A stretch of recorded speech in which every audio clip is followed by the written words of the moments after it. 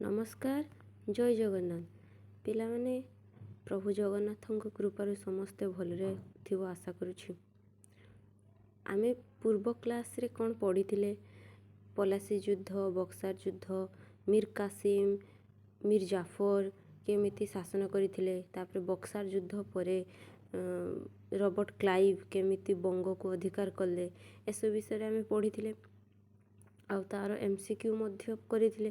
तो जो माने ए पर्यंत से सब देखि ना हो एबे जाई मो वीडियो रे मो चैनल रे से सब को देखो। तो आज आम कौन पढ़ा दैत्य शासन विषय रे कौन दैत्य शासन। यही दैत्य शासन कौन ना बक्सार युद्ध परे इंग्रेज माने ही बंगर प्रकृत शासक हो गले। से माने जो बक्सार युद्ध होता केबे 1664 रे ना 1664 रे बक्सार युद्ध होता। तो ये बक्सार युद्ध परे इंग्रेज माने प्रकृत शासक हो गले बंगर कने क्लाइव बंग को नहीं जाइथिले ना। तो तापरे क्लाइव कौन कले से केमिति शासन करिवे कौन करिवे तार गोटे उपाय बाहर करी से कौन कले ना से शासन प्रक्रिया को से दुई भाग रे विभक्त करदेले। गुटे भाग रहिला कौन बंगर नवाब मानक हाथ रे जोटा होची शासन और विचार विभाग से माने केवल शासन आउ विचार करिवे।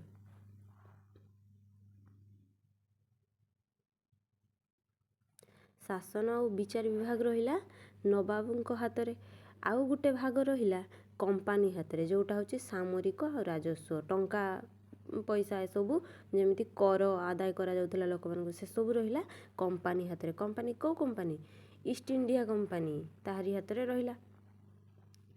यहाँ को कहा जाए दैत्य शासन माने गुटे शासन प्रक्रिया को दुई भाग रे विभक्त करदेले। गुटे शासन रहिला नवाबुंक हाथ रे जोटा होची शासन और विचार विभाग खाली विचार विमर्श हबो केमिति कौन किए दस कला से सब केमिति विचार करा जिवो से सब विषय रे रहिला नवाब माने केवल राजा मानक हाथ रे। आउ गुटे रहिला जे के दस करिछि ताकू दंड दबो नवाब ताठू जो टंका आदाय हबो से टंका रखिबो किए कंपानी सामरिक और राजस्व आदाय ता आउ काठू केमिति कर आदाय करा जिवो से सब रखिबो कंपानी।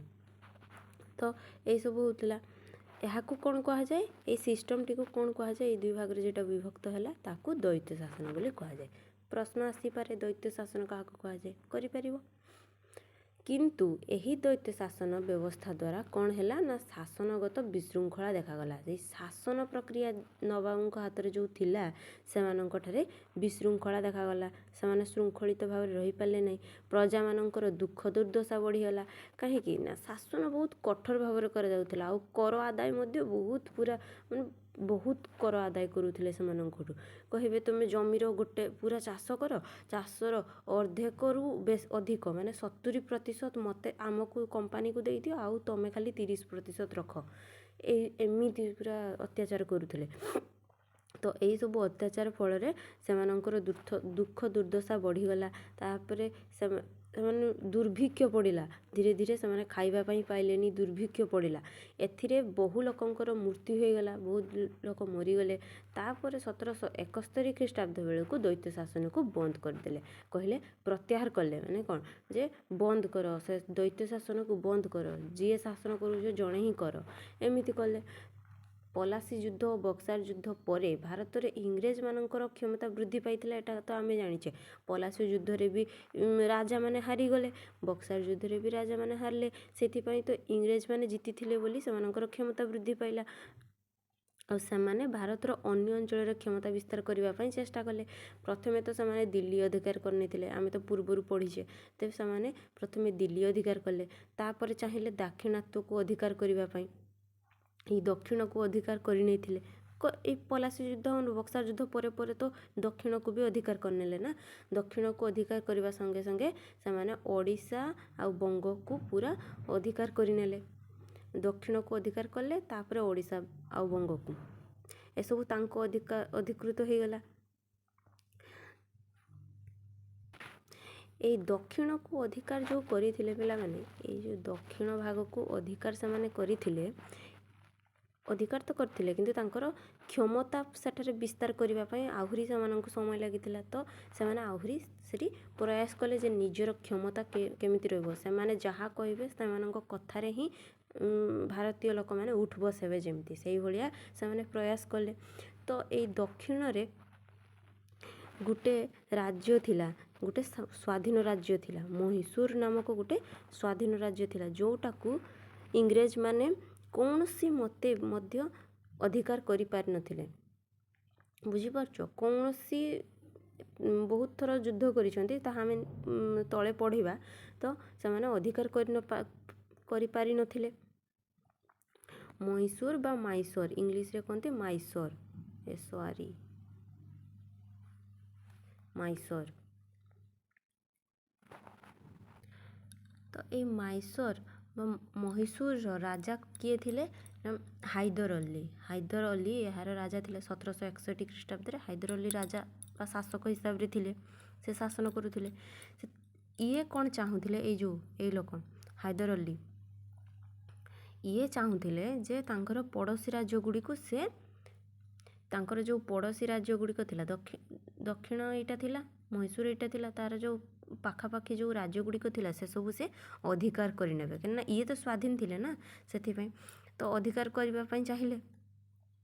କିନ୍ତୁ ୟାଙ୍କୁ ଆଉ ଅଧିକାର କରିବା ପାଇଁ ସୁଯୋଗ ଦେଲେ ନାହିଁ। କିଏ ନା ମରହଟ୍ଟା ଆଉ ହାଇଦ୍ରାବାଦର ନିଜାମ। ଏମାନେ ଜଳିଲେ, କହିଲେ ସିଏ କାହିଁ ଅଧିକାର କରିବ, ଆମେ ତ ସବୁ ଇଂରେଜମାନଙ୍କ ଅଧୀନକୁ ଆସିସାରିଛେ, ସିଏ ଯେତେବେଳେ ଆସିନି ସିଏ ପୁଣି ଚେଷ୍ଟା କରୁଛି ଆମକୁ ନେବା ପାଇଁ। ତ ଏମାନେ କ'ଣ ଚେଷ୍ଟା କଲେ, ଇଂରେଜମାନଙ୍କ ସହ ମିଶି ହାଇଦର ଅଲିଙ୍କୁ ବିରୋଧ କଲେ। ସେଥିପାଇଁ 1767 ଖ୍ରୀଷ୍ଟାବ୍ଦରେ ଯୁଦ୍ଧ ଘୋଷଣା କରିଦେଲେ।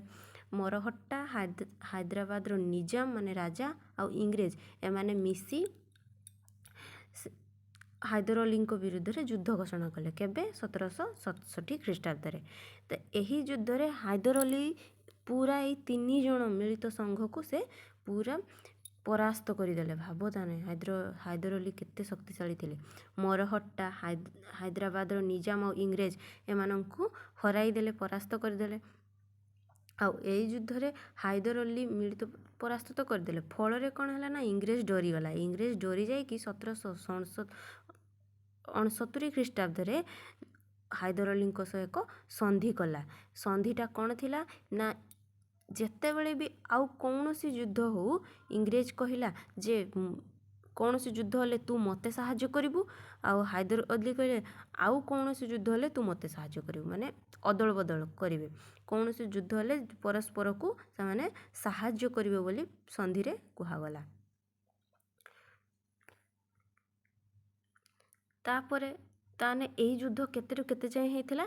1767ରୁ 1769। ମନେ ରଖିବ, ପ୍ରଥମ ମହୀଶୂର ସମର 1767ରୁ 1769। ତାପରେ ପୁଣି ଥରେ ଲାଗିଲା। ଆଉ ପିଲାମାନେ ଜାଣି ରଖ, ଇଂରେଜମାନେ ଯାହା କୁହନ୍ତି କେବେ ସେସବୁ କରନ୍ତିନି,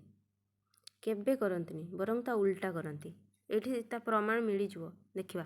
ତ ସନ୍ଧି ସର୍ତ୍ତ ଅନୁସାରେ ଇଂରେଜମାନେ ହାଇଦର ଅଲିଙ୍କୁ ସାହାଯ୍ୟ କଲେ ନାହିଁ। କହିଥିଲି ନା, ଇଂରେଜମାନେ କେବେ ବି ତାଙ୍କର ଯେଉଁ ପ୍ରତିଶ୍ରୁତି ଦେଇଥାନ୍ତି ନା ସେସବୁ କେବେ ପୂରଣ କରନ୍ତିନି। ଦିନେ ଯୁଦ୍ଧ ହେଲା, ସେ ଯୁଦ୍ଧରେ କିନ୍ତୁ ଇଂରେଜମାନେ ହାଇଦର ଅଲିଙ୍କୁ ଆଉ ସାହାଯ୍ୟ କଲେ ନାହିଁ। ତା ବଦଳରେ କ'ଣ କଲେ? ତା ବଦଳରେ ଇଂରେଜର ସୈନ୍ୟମାନେ ଯାଇକି ହାଇଦର ଅଲିଙ୍କୁ ଆହୁରି ପ୍ରତିରୋଧ କଲେ। ତ ହାଇଦର ଅଲି କର୍ଣ୍ଣାଟକର ଆକ୍ରମଣ କରିବା ସମୟରେ, ମାନେ କର୍ଣ୍ଣାଟକ ସହ ଗୋଟେ ଯୁଦ୍ଧ ଚାଲିଥିଲା, ଯେଉଁ ଯୁଦ୍ଧରେ ଇଂରେଜମାନେ ସାହାଯ୍ୟ କରିବା କଥା ସେଠି ନ କରି ସେମାନେ ହାଇଦର ଅଲିଙ୍କୁ ଆହୁରି ପ୍ରତିରୋଧ କରିବା ପାଇଁ ଲାଗିଲେ। ତାପରେ କ'ଣ ହେଲା ଦେଖିବା।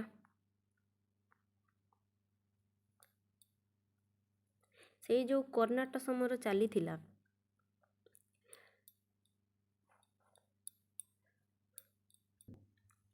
ତାପରେ ହାଇଦର ଅଲିଙ୍କ ଜଣେ ପୁତ୍ର ଥିଲେ, ତାଙ୍କର ନାମ କ'ଣ ଥିଲା ନା ଟିପୁ ସୁଲତାନ। ତ ଏଇ ଟିପୁ ସୁଲତାନ ମଧ୍ୟ ସେ ଯୁଦ୍ଧରେ ସାମିଲ ଥିଲେ, ଯେଉଁ କର୍ଣ୍ଣାଟକରେ ଯେଉଁ ଯୁଦ୍ଧ ଚାଲିଥିଲା, ଇଂରେଜମାନେ ଯେଉଁଟା ସାହାଯ୍ୟ କଲେ ନାହିଁ, ସେଇ ଯୁଦ୍ଧରେ ହାଇଦରଙ୍କ ପୁତ୍ର ଟିପୁ ସୁଲତାନ କର୍ଣ୍ଣେଲ ବେରିଙ୍କୁ ପରାସ୍ତ କରି ଆର୍କଟ ଅଧିକାର କଲେ। ସେମାନେ ଆର୍କଟ ଅଧିକାର କରିବା ପାଇଁ କର୍ଣ୍ଣାଟକରେ ଗୋଟେ ଯୁଦ୍ଧ କରୁଥିଲେ। ତ ସେଠାକାର ଯେଉଁ ରାଜା ଥିଲେ କର୍ଣ୍ଣେଲ ବେରିଙ୍ଗ ତାଙ୍କୁ ପରାସ୍ତ କରି ଆର୍କଟକୁ ଅଧିକାର କରିନେଲେ। ତ ଏଇ ସମୟରେ ଇଂରେଜ କହିଲା ଏଇଟା ତ ସୁଯୋଗ, ଏଇ ସମୟରେ ଗୋଟେ କାଣ୍ଡ କରିବା। ତ ଇଂରେଜମାନେ କ'ଣ କଲେ ନା ହାଇଦର ଅଲିଙ୍କର ଗୋଟେ ରାଜ୍ୟ ଗୋଟେ ହେଉଛି କ'ଣ ମାହେକୁ ପ୍ରବେଶ କରି ତାଙ୍କର କଠିକୁ ପୁରା ଦଖଲ କରିନେଲେ। ଇଂରେଜମାନେ ଦଖଲ କରିନେଲେ। ତ ଏହା ଦେଖି ଟିପୁ ସୁଲତାନ କି ଚୁପ୍ ବସିବେ ବା ହାଇଦର ଅଲି କି କ'ଣ ଚୁପ୍ ବସିବେ? ହାଇଦର ଅଲି ଆଉ ଇଂରେଜମାନଙ୍କ ମଧ୍ୟରେ ଯୁଦ୍ଧ ହେଲା। ପୁଣି ଯୁଦ୍ଧ ହେଲା। ତ ଏହା ଥିଲା କାରଣ କ'ଣ ଯେ ଇଂରେଜମାନେ ହାଇଦରଙ୍କ ରାଜ୍ୟର ଅବସ୍ଥିତ ମାହେ ନାମକ ଫରାସୀ ବାଣିଜ୍ୟ କୋଠିକୁ ଦଖଲ କରିବାକୁ ଚାହୁଁଥିଲେ। ଆଉ ସେଟା କାହାର ଥିଲା? ଫରାସୀମାନଙ୍କର ଥିଲା। ତ ତାକୁ ଇଂରେଜମାନେ କହିଲେ ନା ସେଟା ତ ଆମ ଦଖଲ କରିବା। କିନ୍ତୁ ହାଇଦର ଅଲି ଟିପୁ ସୁଲତାନ ସେସବୁକୁ ଦେବାକୁ ରାଜି ନଥିଲେ। ତ ଇଂରେଜମାନଙ୍କ ସହ ସେମାନଙ୍କର ଯୁଦ୍ଧ ହେଲା। ଏହି ଯୁଦ୍ଧ ଚାଲିଥିବା ସମୟରେ 1782 ଖ୍ରୀଷ୍ଟାବ୍ଦରେ ହାଇଦର ଅଲି ପ୍ରାଣତ୍ୟାଗ କଲେ। ହାଇଦର ଅଲି ମରିଗଲେ। କିନ୍ତୁ ତାଙ୍କର ପୁତ୍ର ସେ ଇଂରେଜମାନଙ୍କ ସହ ଯୁଦ୍ଧ କରିବା ଚାଲୁ ରଖିଥିଲେ। ଟିପୁ ଇଂରେଜ ସୈନ୍ୟବାହିନୀର ବ୍ରିଗେଡ଼ିୟର ମାଥ୍ୟୁସ ଓ ତାଙ୍କ ସୈନ୍ୟମାନଙ୍କୁ ବନ୍ଦୀ କରି ରଖିଦେଲେ। ଟିପୁ ବହୁତ ଶକ୍ତିଶାଳୀ, ତାଙ୍କ ବାପାଙ୍କ ଭଳିଆ ସେ ବି ବହୁତ ଶକ୍ତିଶାଳୀ ଥିଲେ। ତ ସେଥିପାଇଁ ସେ ବ୍ରିଗେଡ଼ିୟର ମାଥ୍ୟୁସ ଓ ତାଙ୍କର ଯେଉଁ ସୈନ୍ୟବାହିନୀମାନେ ଥିଲେ ସେମାନଙ୍କୁ ନେଇ ବନ୍ଦୀ କରି ରଖିଦେଲେ। ଇଂରେଜ ଓ ଟିପୁଙ୍କ ମଧ୍ୟରେ ଏକ ଶାନ୍ତି ଚୁକ୍ତି ହେଲା। ଏହା ମଧ୍ୟରେ ଗୋଟେ ଇଂରେଜମାନେ ଦେଖିଲେ ବାପରେ ବାପ ଟିପୁ ସୁଲତାନ ତ ବହୁତ ତା ବାପଠୁ ବି ଇଏ ବଳି। ତ ସେ ଏହା ଦେଖିକି କ'ଣ କଲେ ନା ଗୋଟେ କହିଲେ ଚାଲ ଆମେ ଶାନ୍ତି ଚୁକ୍ତି କରିବା, ଆଉ ଯୁଦ୍ଧ କିଛି କରିବାନି, ଯୁଦ୍ଧ ଫୁଦ୍ଧ ଲାଗିବାନି, ତ ଚାଲ ଶାନ୍ତି କରିବା। ଶାନ୍ତି ଚୁକ୍ତି କଲେ। ତ ଏଇ ଶାନ୍ତି ଚୁକ୍ତି କ'ଣ ଥିଲା ନା ଉଭୟ ପକ୍ଷ ଯୁଦ୍ଧ ସମୟରେ ହରାଇଥିବା ରାଜ୍ୟ ଫେରି ପାଇଲେ। ତାଙ୍କର ଯେଉଁ ଯୁଦ୍ଧ ସମୟରେ ଯେଉଁ ରାଜ୍ୟ ହରାଇଥିଲେ ସେସବୁକୁ ସେମାନେ ଫେରି ପାଇଲେ। ଏଇ ଯୁଦ୍ଧ କେତେରୁ କେତେ ଯାଏଁ ହେଇଥିଲା? 1780ରୁ ଏଠି ଡିଟେଲ୍ସରେ ଲେଖା ହେଇନି, କିନ୍ତୁ ହେଇଥିଲା କେତେରୁ କେତେ? 1780ରୁ 1784 ଯାଏଁ ଏଇ ଯୁଦ୍ଧ ହେଇଥିଲା, ଦ୍ୱିତୀୟ ମହୀଶୂର ଯୁଦ୍ଧ। ତାପରେ ପୁଣି ଇଂରେଜମାନେ ଥମିବେନି। ପୂର୍ବରୁ ତୁମକୁ କହିଥିଲି ନା ଏହି ମାଇସୋରକୁ ବା ମହୀଶୂରକୁ ଅଧିକାର କରିବା ପାଇଁ ଇଂରେଜମାନେ ପୁରା ଲାଗି ପଡ଼ିଥିଲେ। ତ ପୁଣି କ'ଣ ହେଲା ଯେ ତୃତୀୟ ସମର ଲାଗିଲା ବା ତୃତୀୟ ମହୀଶୂର ଯୁଦ୍ଧ ଲାଗିଲା। ଦେଖିବା ଏହି ସମୟରେ ଟିପୁ ସୁଲତାନଙ୍କର ଯେଉଁ ଶକ୍ତି ଥିଲା ସେସବୁ ବା କ୍ଷମତା ଥିଲା ସେସବୁକୁ ହାଇଦ୍ରାବାଦର ନିଜାମ ଆଉ ମରହଟାମାନେ ଦେଖିକି ପୁରା ଭୟ କରିଥିଲେ। ଆଉ ସେମାନେ ଯାଇକି ଇଂରେଜମାନଙ୍କ ସହ ମେଣ୍ଟ କଲେ। ବାପରେ ବାପ ଇଏ କେତେ ଶକ୍ତିଶାଳୀ, ଆମେ ବାପା ୟା ସାଙ୍ଗରେ ପାରିବାନି। ଯଦି ଆମେ ଇଂରେଜମାନଙ୍କ ସହ ନ ମିଶିବା ତ ସିଏ କେବେ ନା କେବେ ଆମ ରାଜ୍ୟକୁ ନେଇଯିବ। ତ ସେଥିପାଇଁ ସେମାନେ ଡରି ଯାଇ ଇଂରେଜମାନଙ୍କର ଶରଣ ପଶିଲେ। ତ 1790 ଖ୍ରୀଷ୍ଟାବ୍ଦରେ ଟିପୁ ସୁଲତାନ କ'ଣ କଲେ ନା ଇଂରେଜମାନଙ୍କର ଗୋଟେ ମିତ୍ର ରାଜ୍ୟ ଥିଲା, ତାହା ହେଉଛି ତ୍ରିବାଙ୍ଗୁଡ଼ ନାମକ ଗୋଟେ ମିତ୍ର ରାଜ୍ୟ ଥିଲା, ଯେଉଁଟାକୁ ଟିପୁ ସୁଲତାନ ଆକ୍ରମଣ କରିଦେଲେ। ଏହା ଦେଖି ଇଂରେଜମାନେ କି ଚୁପ୍ ବସିବେ? ଇଂରେଜମାନେ କହିଲେ ଟିପୁ ତୁ ଆକ୍ରମଣ କାହିଁ କଲୁ, ତୋତେ ତାହେଲେ ଆମେ ଛାଡ଼ିବାନି। ତ ଟିପୁଙ୍କ ବିରୁଦ୍ଧରେ ସେମାନେ ଯୁଦ୍ଧ ପୁଣି ଥରେ ଆରମ୍ଭ କଲେ। ଆଉ ସେତେବେଳେ ଇଂରେଜମାନଙ୍କର ଗଭର୍ଣ୍ଣର କିଏ ଥିଲେ? Lord Cornwallis. କିଏ? Lord Cornwallis.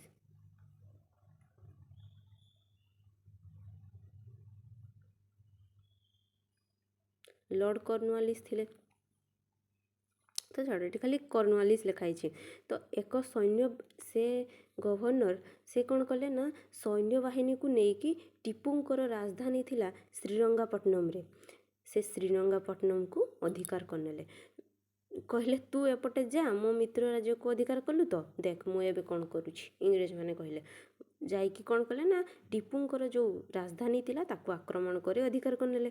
ଆଉ ଟିପୁ ଏଠି କ'ଣ କରିବେ? କହିଲେ ମୋ ରାଜ୍ୟ ମାନେ ମୋ ରାଜଧାନୀ ନେଇଗଲା, ମାନେ ମୋ ରାଜ୍ୟର ଗୋଟେ ହୃଦୟକୁ ନେଇଗଲା ବୋଲି। ତା ସାଙ୍ଗେ ସମାନ। ତ ସେଥିପାଇଁ ଟିପୁ ବାଧ୍ୟ ହୋଇକି ହାର ମାନିଲେ ଆଉ ଇଂରେଜମାନଙ୍କ ସହ ସନ୍ଧି କଲେ। ଆଉ ଏହି ସନ୍ଧି ଅନୁସାରେ ଏହି ସନ୍ଧିକୁ କ'ଣ କୁହାଯାଏ? ଏହାକୁ ଶ୍ରୀରଙ୍ଗାପଟ୍ଟନମ ସନ୍ଧି କୁହାଯାଏ। ଶ୍ରୀରଙ୍ଗାପଟ୍ଟନମ ସନ୍ଧି। ତ ଏହି ସନ୍ଧିର ସର୍ତ୍ତ ଅନୁସାରେ ଟିପୁ ନିଜ ରାଜ୍ୟର ଅର୍ଦ୍ଧେକ ଅଂଶ ଇଂରେଜ ମରହଟ୍ଟା ଓ ହାଇଦ୍ରାବାଦର ନିଜାମକୁ ଦେଇଦେଲେ। ଦେଖିଲ ମାନେ କେତେ ଖେଳିଦେଲେ ଇଂରେଜମାନେ। କହିଲେ ତୁ କ'ଣ କରିବୁ, ଯା ଆମେ ତ ଉପରେ ଏଇନା ଯୁଦ୍ଧ କରିଦେବା। କରିଲେ ଆଉ ଶ୍ରୀରଙ୍ଗାପଟ୍ଟନମ ତାଙ୍କ ନିଜ ରାଜଧାନୀକୁ, ଆମ ରାଜଧାନୀ କ'ଣ, ଓଡ଼ିଶାର ରାଜଧାନୀ କ'ଣ, ଭୁବନେଶ୍ୱର ନା ପିଲାମାନେ। ତ ସେମିତି ତାଙ୍କର ରାଜଧାନୀ ଥିଲା ଶ୍ରୀରଙ୍ଗାପଟ୍ଟନମ। ତାକୁ ସେ ଅର୍ଦ୍ଧେକ ଦେଇଦେଲେ କାହା ଭିତରେ ବାଣ୍ଟିଦେଲେ? ଇଂରେଜ ମରହଟ୍ଟା ଆଉ ନିଜାମକୁ, ମାନେ ହାଇଦ୍ରାବାଦର ଯେଉଁ ନିଜାମ ତାଙ୍କୁ ବାଣ୍ଟିଦେଲେ। ଏହାପରେ ପୁଣି ଯୁଦ୍ଧ ଚାଲିଲା। ଏଇ ଯେଉଁ ତୃତୀୟ ମୈଶୂର ଯୁଦ୍ଧ କେବେରୁ କେବେ ଯାଏଁ ହେଇଥିଲା? 1790ରୁ 1792। 3 ବର୍ଷ ଧରି ଶାସନ ହେଇଥିଲା। 2 ବର୍ଷ, 3 ବର୍ଷ କହୁଛି, 90ରୁ 91, 91ରୁ 92। ତାପରେ ପୁଣି ଯୁଦ୍ଧ ଲାଗିଲେ, ଚତୁର୍ଥ ମୈଶୂର ଯୁଦ୍ଧ। ଏହା କ'ଣ ପାଇଁ ଲାଗିଲେ? କାହିଁକି ନା ଟିପୁ ନିଜର ପରାଜୟକୁ ସ୍ୱୀକାର କରିପାରୁନଥିଲେ। ସେଥିପାଇଁ ସେ ପୁରା ପ୍ରତିଶୋଧ ପରାୟଣ ହେଇଗଲେ। ଆଉ ପ୍ରତିଶୋଧ ନେବା ପାଇଁ ସେ କ'ଣ କଲେ ନା, ତାଙ୍କର ଯେଉଁ ସୈନ୍ୟବାହିନୀ ମାନେ ଥିଲେ ସେମାନଙ୍କୁ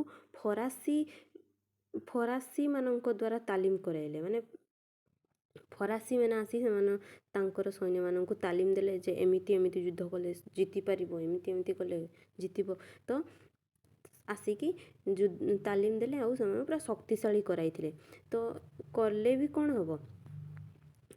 1799 ଖ୍ରୀଷ୍ଟାବ୍ଦରେ ଇଂରେଜର ଗଭର୍ଣ୍ଣର ୱେଲସଲି, କହିଥିଲେ ନା ଲର୍ଡ଼ ୱେଲସଲି, ସେ ମରହଟ୍ଟା ଆଉ ହାଇଦ୍ରାବାଦର ନିଜାମଙ୍କ ସହିତ ମିଶି ପୁଣି ଥରେ ଟିପୁଙ୍କ ରାଜ୍ୟକୁ ଆକ୍ରମଣ କରିଦେଲେ। କେବେ? 1799 ଖ୍ରୀଷ୍ଟାବ୍ଦରେ। ତାପରେ ଟିପୁ ସେ ବହୁତ ସାହସ ବାନ୍ଧିକି ଲଢ଼େଇ ତ କରିଥିଲେ, କିନ୍ତୁ 1799 ଖ୍ରୀଷ୍ଟାବ୍ଦରେ ଟିପୁ ଆଉ ଯୁଦ୍ଧ ନ କରିପାରି ନିହତ ହେଲେ। ସେଇ ଯୁଦ୍ଧରେ ତାଙ୍କର ପ୍ରାଣ ଚାଲିଗଲା। ତୁମେମାନେ ପିଲା ଜାଣିଛ କି ଟିପୁ ସୁଲତାନ ଜଣେ ସ୍ୱାଧୀନଚେତା ବୀର ପୁରୁଷ, ସୁଶାସକ ଏବଂ ପ୍ରବୀଣ ରାଜନୀତିଜ୍ଞ ଥିଲେ। ସେ ବହୁତ ଭଲ ରାଜା ଥିଲେ। ତ ତାଙ୍କର ସାଧାରଣ ବୀରତ୍ୱ ଓ ସାହସିକତା ପାଇଁ ତାଙ୍କୁ କ'ଣ କୁହାଯାଉଥିଲା ନା, ମହୀଶୂରର ବାଘ ବା ଟାଇଗର ଅଫ୍ ମାଇସୋର, ଏଇସବୁ ତାଙ୍କୁ କୁହାଯାଉଥିଲା। ମହୀଶୂରର ବାଘ। ପ୍ରଶ୍ନ ଆସିପାରେ ପିଲାମାନେ, ଭେରି ଭେରି ଇମ୍ପୋର୍ଟାଣ୍ଟ, ତାକୁ ମନେ ରଖିବ। ମହୀଶୂର ଯୁଦ୍ଧ କାହାକୁ କୁହାଯାଏ, ଆଉ କେବେ କେବେ ମହୀଶୂର ଯୁଦ୍ଧ ହେଇଥିଲା, ତାପରେ ମହୀଶୂରର ବାଘ କିଏ, ଏସବୁ ବିଷୟରେ ପ୍ରଶ୍ନ ଆସିପାରେ।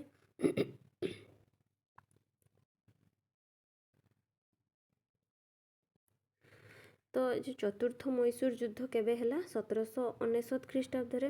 1799ରେ ଟିପୁ ସୁଲତାନଙ୍କର ତ ଯୁଦ୍ଧରେ ନିହତ ହେଇଗଲା। ଆଉ ତାପରେ ମହୀଶୂର କାହାର ହେଇଯିବ? ଇଂରେଜମାନଙ୍କର।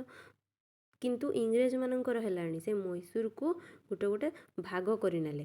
କ'ଣ ଭାଗ କଲେ, କେତେ ଭାଗରେ ବିଭକ୍ତ କଲେ ତାହା ଦେଖିବା ଆମେ। ପରେ ଏଇ ମହୀଶୂର ରାଜ୍ୟକୁ ତାକୁ 3 ଭାଗରେ ବିଭକ୍ତ କରିଦେଲେ। କେତେ? 3 ଭାଗରେ ବିଭକ୍ତ କରିଦେଲେ। ହଁ, ତାର ଦକ୍ଷିଣ ପଶ୍ଚିମ ଜିଲ୍ଲାଗୁଡ଼ିକ ଇଂରେଜମାନଙ୍କର ଅଧିକାରକୁ ହେଲା। ମାନ ଏଇଟା ଗୋଟେ ହେଉଛି ମହୀଶୂର ରାଜ୍ୟ। ଏହାର ଯେଉଁ ଦକ୍ଷିଣ ମାନେ ଏହି ଭାଗ ଆଉ ଏହି ଭାଗକୁ ନେଲେ ଇଂରେଜମାନେ। ତାପରେ ଉତ୍ତର ପୂର୍ବର କେତେକ ଜିଲ୍ଲା ନିଜାମଙ୍କ ରାଜ୍ୟରେ ରହିଲା। ଉତ୍ତର ଆଉ ପୂର୍ବ ଏହି ଜାଗାର କେତେକ ଜିଲ୍ଲା ନିଜାମ ହାଇଦ୍ରାବାଦ, କାହିଁକିନା ସିଏ ବି ତ ସହାୟତା କରିଥିଲା ନା, ତ ସିଏ ବି ଏଇ ଭାଗଟାକୁ ନିଜାମ ଅଫ୍ ହାଇଦ୍ରାବାଦ ରଖିଲା। ହାଇଦ୍ରାବାଦର ନିଜାମ ସିଏ ରଖିଲେ। ତାପରେ ମରହଟ୍ଟା ମାନେ କାହାକୁ ରଖିଥିବେ? ସେମାନେ ବି ସାହାଯ୍ୟ କରିଥିଲେ। ତ ସେ କାହାକୁ ରଖିଲା ନା, ମରହଟ୍ଟା ମାନେ ମହୀଶୂର ରାଜ୍ୟର ଉତ୍ତର ପଶ୍ଚିମ ଅଂଶକୁ ରଖିଲେ। ସେ ରଖିଲେ ଏଇ ଜାଗା ଗୁଡ଼ାକ, ସେ ରଖିଲେ ଏଇ ଜାଗା ଉତ୍ତର ପଶ୍ଚିମ, ଏତକ ଜାଗାକୁ ସେ ରଖିଲେ।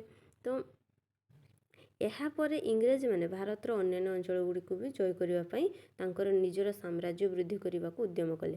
ଇଂରେଜମାନେ ପିଲାମାନେ ବହୁତ ଚାଲାକ ଥିଲେ। ସେମାନେ ଗୋଟେ ପରେ ଗୋଟେ ନିୟମ ଲାଗୁ କରୁଥିଲେ, ଯାହାଫଳରେ ମାନେ ଖାଲି ତ କୌଣସି ଅଞ୍ଚଳକୁ ବା କୌଣସି ରାଜ୍ୟକୁ ଅଧିକାର କରିପାରିବେନି କି ଯୁଦ୍ଧ କରିପାରିବେନି, ତା ପାଇଁ ତ କିଛି କାରଣ ଦରକାର ଥିବ ନା।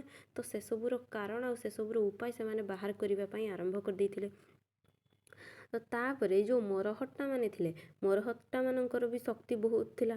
ତ ଇଂରେଜମାନେ ମରହଟ୍ଟା ଶକ୍ତିକୁ ଲକ୍ଷ୍ୟ କଲେ, ଆଉ କାଳେ ମରହଟ୍ଟା ମାନେ ଇଂରେଜକୁ ପାର ହେଇଯିବେ, ସେଥିପାଇଁ ଇଂରେଜ ସବୁବେଳେ ସୁଯୋଗକୁ ଅପେକ୍ଷା କରିଥାଏ। ସେ ସୁଯୋଗ କ'ଣ ଥିଲା ନା, ମରହଟ୍ଟା ମାନଙ୍କର ଅନ୍ତର୍ବିବାଦ ଚାଲିଥିଲା। ତାଙ୍କ ନିଜ ବଂଶ ମଧ୍ୟରେ ଗୋଟେ ଝଗଡ଼ା ବା କଳହ ଚାଲିଥିଲା।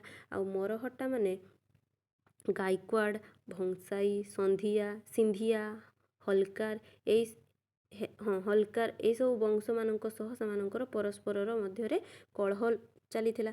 ତ ସେମାନେ ସେତେବେଳେ ଆଉ ଇଂରେଜମାନଙ୍କୁ ଏତେ ଧ୍ୟାନ ଦେଇନଥିଲେ। ତ ଏହି ସମୟରେ ଇଂରେଜମାନେ କ'ଣ କଲେ, ଏହି ସୁଯୋଗରେ ମରହଟ୍ଟାଙ୍କ ସହ ଯୁଦ୍ଧ କରି ପୁରା ମରହଟ୍ଟା ବଂଶକୁ ଧ୍ୱଂସ କରିଦେଲେ। କେତେ ଚାଲାକ ଏମାନେ, ମରହଟ୍ଟା ବଂଶକୁ ପୁରା ଧ୍ୱଂସ କରିଦେଲେ। ଯେଉଁ ମରହଟ୍ଟା ପାଇଁ ସେମାନେ ମୈଶୂରକୁ ଅଧିକାର କରିପାରିଥିଲେ, ସେଇ ମରହଟ୍ଟାକୁ ହିଁ ଉଡ଼େଇ ଦେଲେ।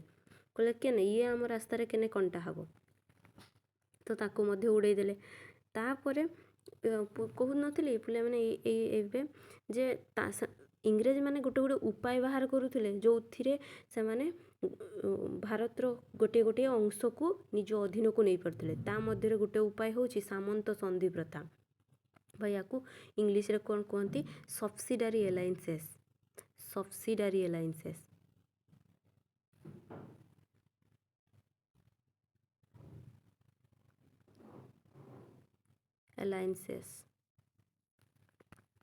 ତାକୁ ଇଂଲିଶରେ ସବସିଡାରୀ ଆଲାଏନ୍ସେସ୍ କହନ୍ତି।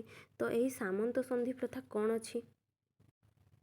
ତ ଏଇ ଯେଉଁ ସାମନ୍ତ ସନ୍ଧି ପ୍ରଥା କ'ଣ, ଭାରତୀୟ ରାଜ୍ୟଗୁଡ଼ିକ ଉପରେ ଅଧିକ ପ୍ରଭାବ ବିସ୍ତାର କରିବା ପାଇଁ ସେତେବେଳେ କିଏ ଥିଲା, ଲର୍ଡ଼ ୱେଲସେଲି। ପୂର୍ବରୁ ତ ଥିଲେ ନା ଗଭର୍ଣ୍ଣର, ସେ ଲର୍ଡ଼ ୱେଲସେଲି ଏହି ପ୍ରଥାକୁ ପ୍ରଚଳନ କଲେ।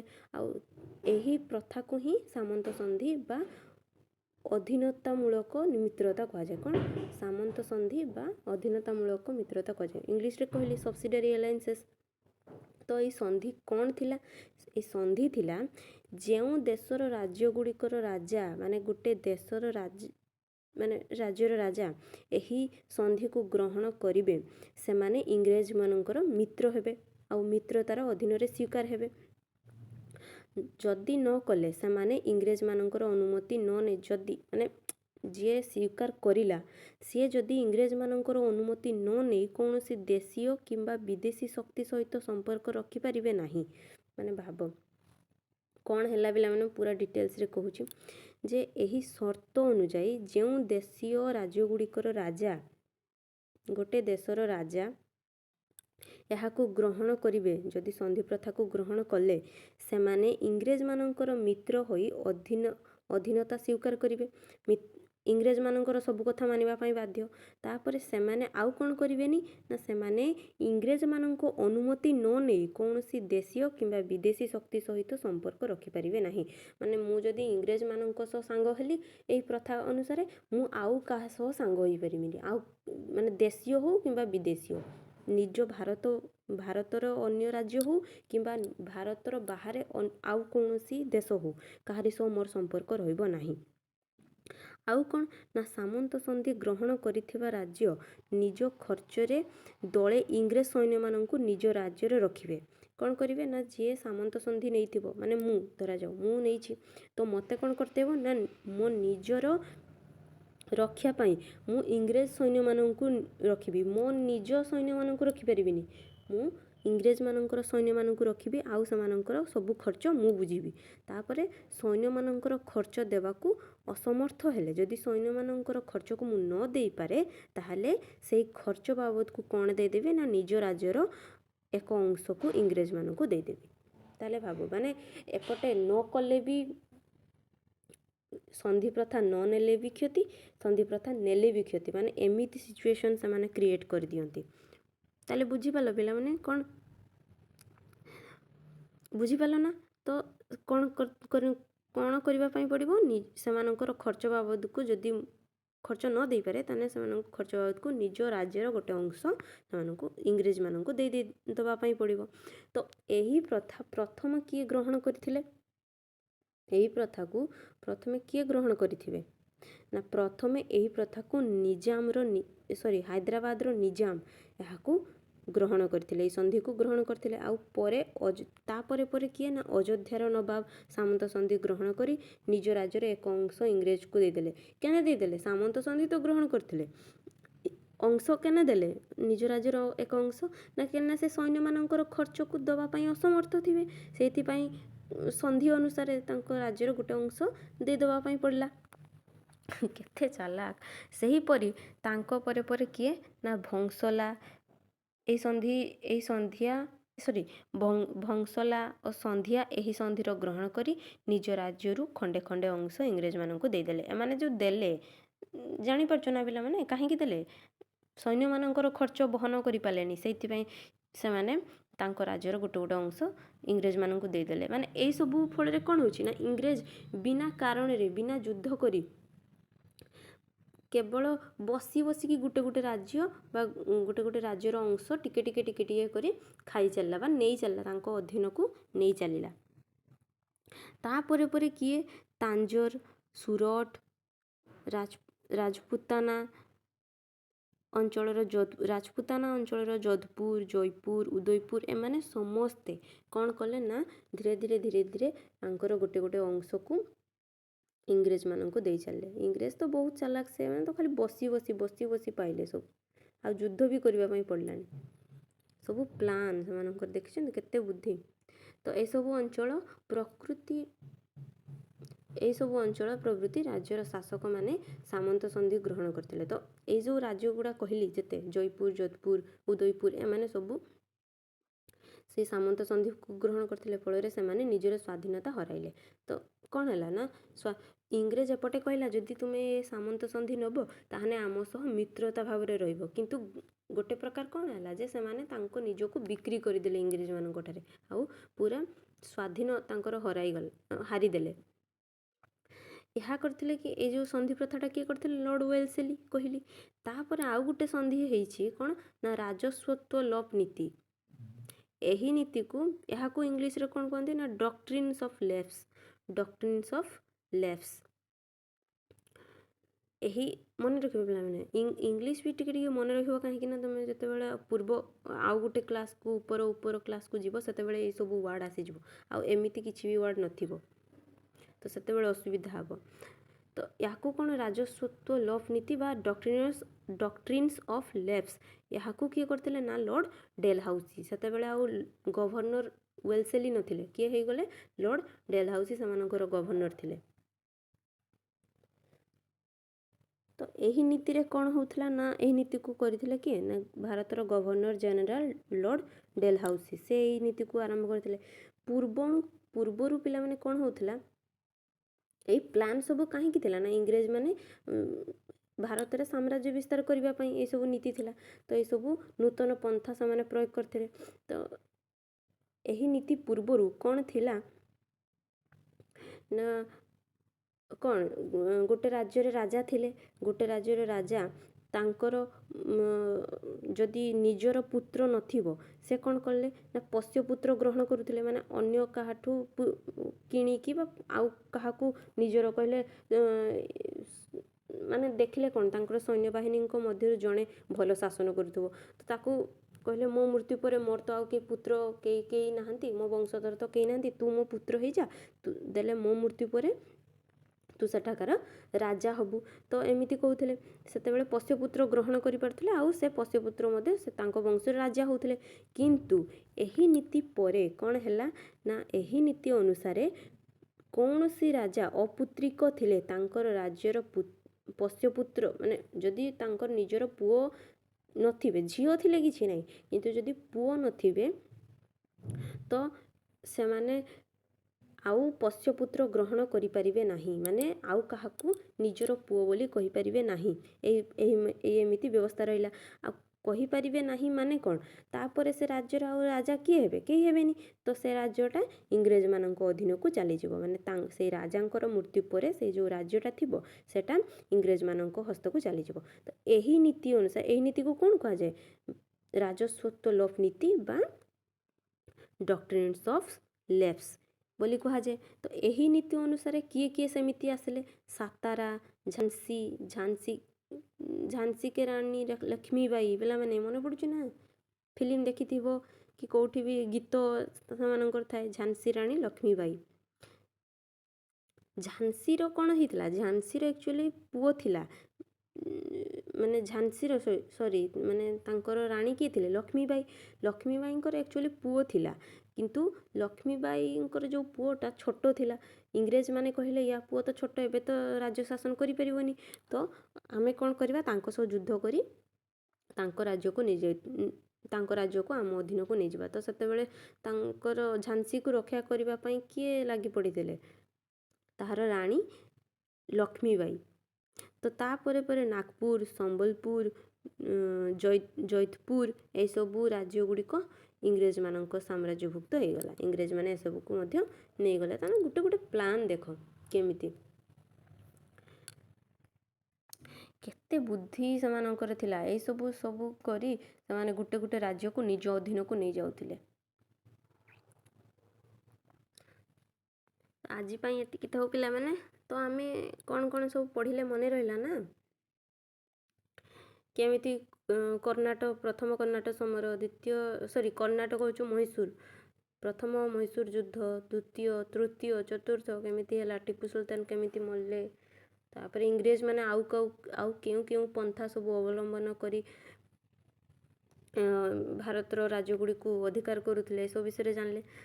ତାପରେ ନେକ୍ସଟ ଭିଡ଼ିଓରେ ଆମେ କ'ଣ ପଢ଼ିବା ନା ଶାସନ ବ୍ୟବସ୍ଥା, ଏସବୁ ବିଷୟରେ ଆମେ ଜାଣିବା। ନିୟାମକ ଆଇନ, ତାପରେ ପରେ ଆଉ କ'ଣ, ତାପରେ ପିଟ୍ଙ୍କ ଭାରତ ଶାସନ ଆଇନ, ଏସବୁ ବିଷୟରେ ଜାଣିବା। ଆଉ ତାପରେ ଆମେ ତାହା ହେବ ଶେଷ ଭିଡ଼ିଓ ବୋଧେ ଲାଗୁଛି। ଆଉ ତାର ପ୍ରଶ୍ନ ଉତ୍ତର ବି ଆମେ ଆଲୋଚନା କରିବା। ତ ଆମେ ନେକ୍ସଟ ଭିଡ଼ିଓରେ ପଢ଼ିବା। ଆଉ ଯେଉଁମାନେ ବୁଝିପାରିଲଣି ତ ସେମାନେ ମୋତେ କମେଣ୍ଟ କର। ଯଦି ଭିଡ଼ିଓଟିକୁ ଭଲ ଲାଗିଲା ଲାଇକ୍ ଟିକେ କରିଦିଅ, ସବସ୍କ୍ରାଇବ୍ ଟିକେ କର, ଯାହାଫଳରେ ତୁମେ ଆଉ କିଛି ପଢ଼ିବା ପାଇଁ ଯଦି ମନ କରୁଥିବ ତ ଆଉ ଯେତେବେଳେ ମୁଁ ଭିଡ଼ିଓ ବନେଇବି ତୁମକୁ ପ୍ରଥମେ ସେ ଭିଡ଼ିଓଟା ଯାଇ ପହଞ୍ଚି ପାରିବ। ତ ଟିକେ ମୋ ଖୁସି ପାଇଁ ଟିକେ ଲାଇକ୍ କରିଦିଅ ପିଲାମାନେ, ଟିକେ ଲାଇକ୍ କର, ସେୟାର କର, ସବସ୍କ୍ରାଇବ୍ କର, ସେୟାର ଟିକେ କର, କାହିଁକି ନା ତୁମ ସାଙ୍ଗମାନେ ବି ଟିକେ ଜାଣିପାରିବେ, ପଢ଼ିବେ, ସମସ୍ତେ ଯେମିତି ବୁଝିପାରିବେ। ତ ରହୁଛି, ନମସ୍କାର, ଜୟ ଜଗନ୍ନାଥ।